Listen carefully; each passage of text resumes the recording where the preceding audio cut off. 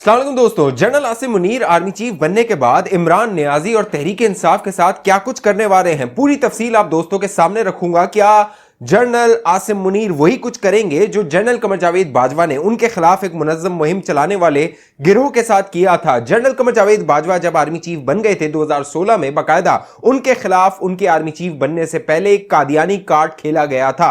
ये अफवाहें फैलाई गई थी, ये प्रोपेगेंडा किया गया था कि जनरल कमर जावेद बाजवा का कादियानी जो लोग हैं उनसे ताल्लुक है, वो मुसलमान नहीं है। लेकिन फिर यह हुआ कि general Qamar Javed Bajwa army chief बन गए, बाकायदा इस कैंपेन को बुरी तरह शिकस्त हुई। और जब आर्मी चीफ बन गए जनरल कमर जावेद बाजवा, तो वो लोग जो उनके खिलाफ एक मुहिम चला रहे थे, उनके साथ जनरल कमर जावेद बाजवा ने क्या किया था? क्या general Asim Munir army chief बनने के बाद वही कुछ इमरान नियाजी और उनके सहूलतकारों के साथ करने वाले हैं? अहम तफसील, एक्सक्लूसिव मालूमात आप दोस्तों के सामने रखूंगा। पहले आप दोस्तों को मैं बताता हूं, लंदन में जो नवाज शरीफ साहब हैं, उन्होंने छत्रोल की है आरिफ अलवी की, सदर पाकिस्तान की। और जो नवाज शरीफ साहब है, उन्होंने कहा है कि सदर पाकिस्तान जिसका किरदार यह होना चाहिए कि वो किसका झुकाव किसी पार्टी की जानिब ना हो, वो एक जो है वो बायपार्टिसन हो, वो एक स्टेट रियासत को नुमाइंदगी करे, उसकी नुमाइंदगी करे। लेकिन जिस तरह का किरदार आरिफ अलवी ने अदा किया है, उस पर कई शकुक व शुबात है। अब नवाज शरीफ साहब ने कहा है कि आरिफ अलवी का मुआवजा होना चाहिए। उसकी वजह यह है कि सदर आरिफ अलवी ये कोशिश करता रहा कि मुख्तलिफ हल्कों के साथ इमरान नियाजी की एक बार फिर डील करवा दे। इस हवाले से मुख्तलिफ मुलाकातें करवाई गई। जनरल कमर जावेद बाजवा के साथ खुफिया मुलाकातों के हवाले से जो मालूमात है वो मंजर आम पर आ चुकी है। बाकायदा DGISI इस बात का एतराफ कर चुके हैं कि इमरान नियाजी खुफिया तौर पर मुलाकातें करता था, बाकायदा जलसों में वो जनरल कमर जावेद बाजवा के खिलाफ तकरीरें करता था, लेकिन बंद कमरों में, अंधेरों में वो जनरल कमर जावेद बाजवा की मिन्नतें किया करता था, उनकी तारीफें किया करता था, उनके कसीदे पढ़ा करता था। इस बात का इजहार, इस बात का इंकशाफ DGISI जनरल नदीम अंजुम पहले ही कर चुके हैं। लेकिन अब यह मामला है कि आरिफ अलवी जो सर तोड़ कोशिश कर रहा था कि किसी तरह जल्द इंतखाबात करवा दिए जाए, एक बार फिर इमरान नियाजी को वजीर आजम बनवा दिया जाए, अगला आर्मी चीफ जो लगाना है उसमें इमरान नियाजी की मर्जी को शामिल करवाया जाए, और जो इदारे हैं उनके अंदर जो इमरान नियाजी के सहूलतकार हैं उनको तहफ्फुज दिया जाए, उनको बचाया जाए। अब मामला यह है कि आरिफ अलवी ने इस बात का एतराफ किया है कि उसकी ये तमाम खुफिया कोशिशें, तमाम ये खुफिया कार्रवाइयां, तमाम ये खुफिया मुलाकातें नाकाम हो गई हैं। और आरिफ अलवी ने इस बात का एतराफ किया है कि वो कोशिश कर रहा था कि जल्द इंतखाबात करवाए जाए, उसमें उसे नाकामी हो गई है। साथ साथ आरिफ अलवी ने कहा कि कोशिश ये थी आरिफ अलवी की कि अगले आर्मी चीफ की तैनाती पर मुशावरत हो जाए, लेकिन आईन इसकी इजाजत नहीं देता। आईन इस्तेहकाक देता है, जो कह लीजिए ताकत देता है, पावर देता है, वो देता है वजीर आजम पाकिस्तान, यानी मौजूदा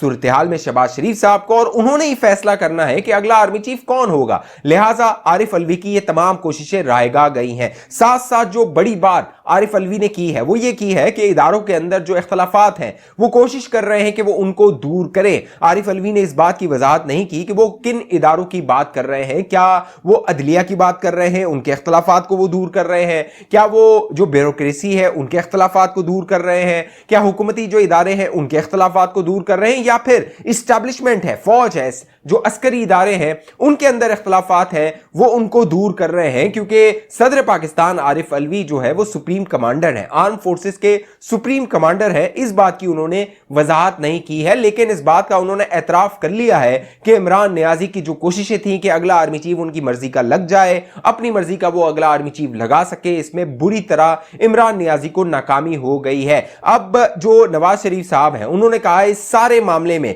जिस तरह इदारों को सियासत में मुलव्विस करने की कोशिश की गई आरिफ अलवी की जानिब से, हालांकि आरिफ अलवी का तो किरदार यह होना चाहिए था कि वो सुप्रीम कमांडर हैं, जिस तरह फौज हल्फ उठाती है कि वो आइन की पासदारी करेगी, तमाम उसके इकदामात आइन के अंदर रहते हुए होंगे, और जो भी हुक्म होगा सिविलियन हुकूमत का वो उसको मानेगी। आरिफ अलवी उन तमाम के खिलाफ काम कर रहा था, लिहाजा नवाज शरीफ ने मुतालबा किया कि उसका मुआवजा होना चाहिए। इस हवाले से जो PDM की हुकूमत है उसे चाहिए कि वो कार्रवाई करे, कोई तहरीक है वो कौमी असम्बली सेनेट कैबिनेट में लेकर आए और जो सदर आरिफ अलवी है उसके मुआवजे की कार्रवाई को आगे बढ़ाया जाए। अब दोस्तों मामला यह है कि जहां नवाज शरीफ साहब ने यह छित्रोल की है वहां अब यह वाजे होते जा रहा है कि अगला army chief general Asim Munir होंगे। इमरान नियाजी की भरपूर कोशिश थी कि जनरल आसिम मुनीर को या अगला आर्मी चीफ जो भी है उसको मुतनाज़ा बनाया जाए। इस हवाले से मुख्तलिफ वो तकरीर करता रहा। हाल ही दिनों में जब लंदन में ये मुज़ाकरात हुए, मुशावरत हुई, मामलात वहां से खबरें आई कि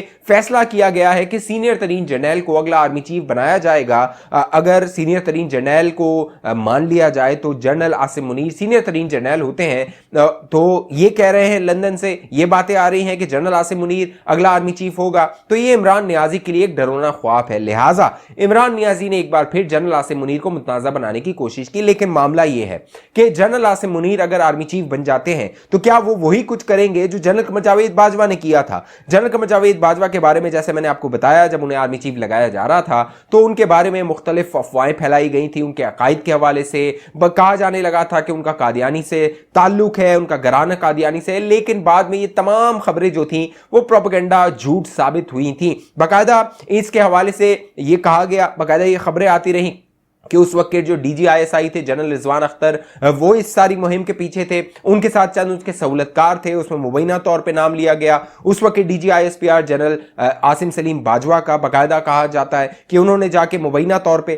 कि बाकायदा जो बाजवा फैमिली थी, जनरल बाजवा की फैमिली थी, खानदान था, उनसे जाके माफ़ी तलाफ़ी की, माफ़ी हासिल की और कहा अपने जो जुर्म है उसका एतराफ़ किया। बाद में जो जनरल रिजवान अख्तर थे उनको प्रीमेच्योर रिटायर कर दिया गया, वो फौज से फारिग हो गए और वो पाकिस्तान से भी अब जा चुके हैं। अब वही काम जो जनरल कमर जावेद बाजवा ने किया था उनके खिलाफ मुहिम चलाने वालों के साथ, क्या जनरल आसिम मुनीर भी वही कार्रवाई करेंगे? क्या वो सख्त एक्शन लेंगे? और जो लोग उन्हें मुतनाज़ा बनाने की कोशिश कर रहे हैं, क्योंकि इमरान नियाजी की जनरल आसिम मुनीर ने ISI के DG के तौर पर चोरी पकड़ी थी और बाकायदा मुहज़्ज़ब तरीके से उनको बताया था कि आपका नाम खराब हो सकता है, आपकी बीवी बुशरा बीबी चोरी कर रही है, माल बना रही है, करप्शन कर रही है, पंजाब में जो है वो दाम लगाए जा रहे हैं, बोलियां लगाई जा रही हैं। लेकिन उस वक्त इमरान नियाजी एक कह लीजिए फिरौन बना हुआ था, उस पे जो है वो ताकत का खुमार था, ताकत का नशा था। उसने जो है वो उस वक्त के DGISI जनरल आसिम मुनीर को उनके ओहदे से 8 महीने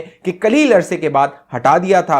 अब वही जो कह लीजिए किस्मत है वो जनरल आसिम मुनीर पे मेहरबान हो गई है और अगला आर्मी चीफ वो बन सकते हैं। अब आने वाले दिन ये तयन करेंगे 29 नवंबर के बाद कि अगर general Asim Munir army chief बनते हैं तो वो इस टोले के खिलाफ, जो फितना टोला है, इसके खिलाफ क्या कार्रवाई करते हैं। साथ साथ अहम और दिलचस्प बात यह है कि इमरान नियाजी जहां ये कोशिशें कर रहा था वहां जनरल फैसल नसीर का वो नाम लेता था। आप दोस्तों को याद होगा अपने जलसों में वो डर्टी हैरी कहता था, अपने ऊपर कत्ल के हवाले से उसने कई जो इल्जामात थे वो जनरल फैसल नसीर पे लगाए। इस चैनल पे मैं आप दोस्तों को बताता रहा हूं कि जनरल फैसल नसीर क्यों इमरान नियाजी को खटकता रहा है, इसलिए कि इमरान नियाजी का जो मंसूबा है लॉन्ग मार्च का, धरने का, अगले आर्मी चीफ को मुतनाज़ा बनाने का, उसमें जनरल फैसल नसीर हाइल हुआ हुआ है, उसमें रुकावट बना हुआ है, लिहाजा वो उसको टारगेट कर रहा है। ये खबरें मैं आपको इस चैनल पे देता रहा हूं। अभी तक आपने ये चैनल सब्सक्राइब नहीं किया, जरूर सब्सक्राइब कर लीजिए, साथ घंटी का निशान है उसको लाजमी दबा दीजिए और फेसबुक पे देखने वाले दोस्त इस वीडियो को लाइक करके फॉलो करके इस वीडियो को लाजमी शेयर कर दीजिए। तो दोस्तों मामला ये है कि जो इमरान नियाजी है उसने आरिफ अलवी को इस्तेमाल किया, उसके बाद उसने खुर्रम रोगड़ी, जो मेजर खुर्रम रोगड़ी है, उसको इस्तेमाल किया। और जब ये खबरें सामने आई कि उसको इस्तेमाल किया जा रहा था तो इमरान नियाजी और उसका टोला जो है वो मुकर गया, बाकायदा कहने लगा तो खुर्रम रोगड़ी को तो ये लोग जानते ही नहीं है। बाद में इमरान नियाजी के साथ उसकी तस्वीर आई, वीडियोज आई, बाकायदा हालिया दिनों में सितंबर के महीने में उसकी मुलाकातें थी खुर्रम रोगड़ी के साथ, वो मंजर आम पर आई और खुर्रम रोगड़ी को इस्तेमाल करते हुए, उसके कनेक्शंस को, उसके ताल्लुकात को इस्तेमाल करते हुए जनरल फैसल नसीर के साथ ये अपने ताल्लुकात को बहाल करना चाह रहा था। लेकिन उसमें भी इस नियाजी को नाकामी हुई, क्योंकि इसकी मुनाफिकत जो है, बंद कमरों में ये कुछ बात करता है, जलसों में कुछ बात करता है और लोग इस पर भरोसा करने को तैयार नहीं है। अब शहबाज शरीफ साहब लंदन में है, शहबाज शरीफ साहब को लंदन में अचानक रोक लिया गया। हालांकि शहबाज शरीफ साहब का जो दौरा था लंदन का वो भी इमरजेंसी में बनाया गया था, क्योंकि शहबाज शरीफ साहब मुल्क वापस आ रहे थे। बाकायदा उन्होंने ट्वीट कर दिया था कि वो मुल्क वापस आ रहे हैं, लेकिन अचानक नवाज शरीफ साहब ने उन्हें लंदन बुलाया, अगले आर्मी चीफ की मशावरत के हवाले से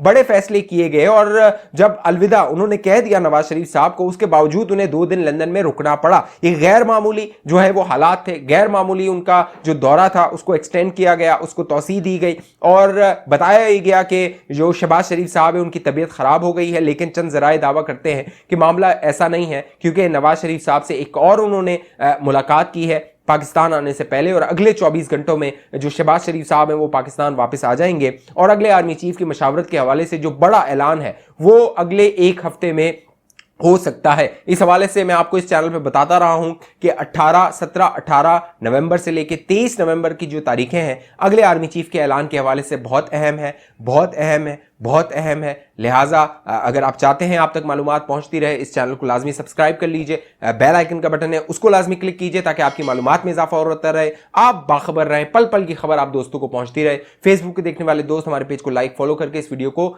लाजमी शेयर कर दीजिए। अगली वीडियो तक मुझे इजाजत दीजिए, अपना ख्याल रखिएगा। पाकिस्तान जिंदाबाद।